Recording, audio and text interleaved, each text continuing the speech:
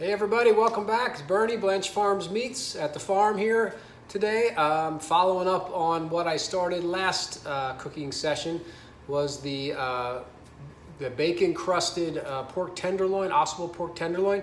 And then we had this delicious leftover of this crust that we used. And I told you we were gonna use it to make some meatballs.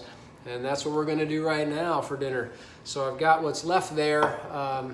I'd say maybe it's about a cup and a quarter maybe of mix.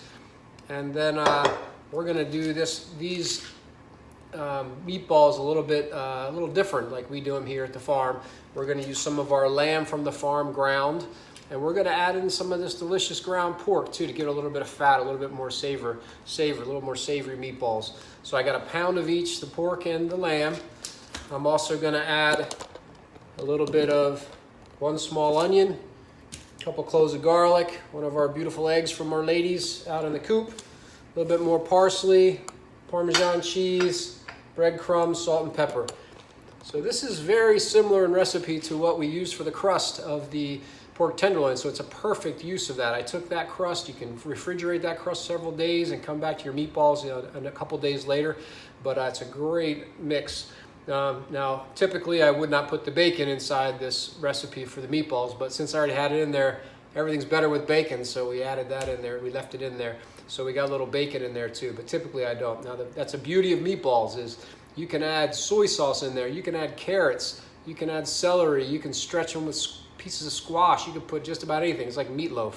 So meatballs, you can pretty much change them however you want to do and add them. Put barbecue sauce in them, however you're going to do them. But this is a very basic, simple, straightforward recipe. We're actually going to use this for some marinara and turn it into spaghetti and meatballs, or even use it on a sub roll and just do meatball subs one night with some cheese on top.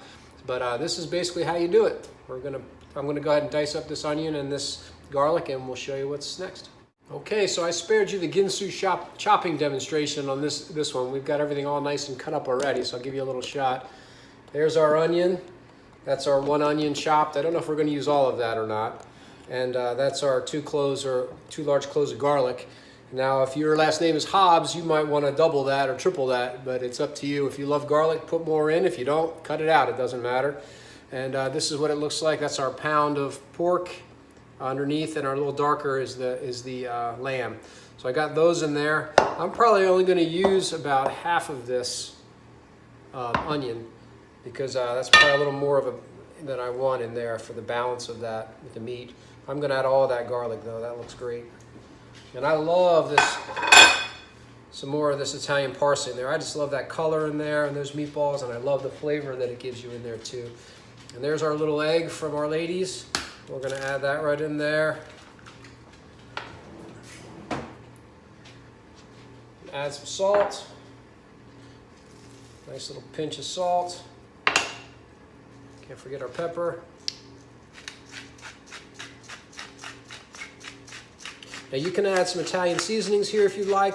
I don't. I go kind of light with this because that pork and that lamb are very delicate flavors, so I don't want to overpower it. I'm just going to add a tiny bit more of this breadcrumbs.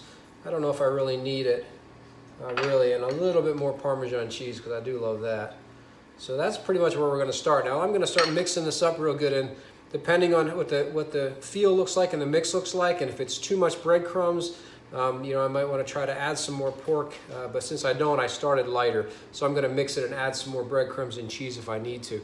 But I'm going to mix these up, and then I'll put some balls together, meatballs, and we'll put them on a tray. Okay, so I mixed it up. That was about the right mix for what I was looking for. I added just a little bit more Parmesan cheese, maybe a tablespoon, a little bit more breadcrumbs, about a tablespoon, and I added the rest of that parsley just for the color. And that's kind of what it looks like. You see how you have those nice pieces of white from the onions in there and the green from the parsley. So I'm going to mold these into some balls. We're just going to kind of take them. And this, again, is completely up to you, however, what size you want. Some people like a giant meatball. It doesn't really matter. But we try to go something about like that, a nice, big, large, super bite-sized chunk. So I'm going to try to get some help.